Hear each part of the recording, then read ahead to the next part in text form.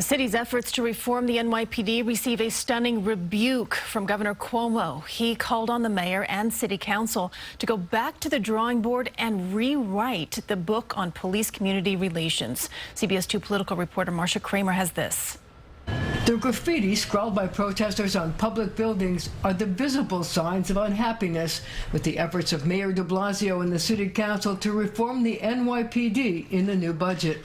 Now Governor Cuomo, seeing the so-called handwriting on the wall, is jumping into the fray, saying the city should redesign the way the NYPD polices its communities. Police department was not formed in the Bible, and God said, "This shall be the formation of the police department." Police department is paid for by the taxpayers. They decide what they want. There is no give-in. The governor, who has frequently jumped into the middle of city politics, much to the annoyance of his frenemy Bill de Blasio, said the leaders of the community reform group should also be at the table with city officials and police to draw up a plan. You must start with a blank piece of paper. The governor's remarks couldn't have come at a worse time for the mayor.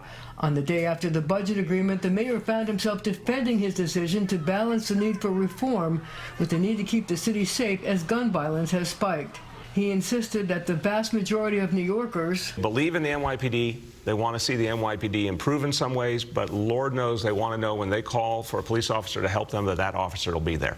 The mayor tried to convince reformers that their demand for NYPD funds to be devoted to programs for young people would result in the creation of 115,000 jobs.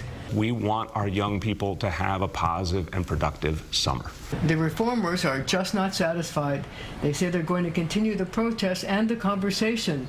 They want substantial changes to how communities are policed.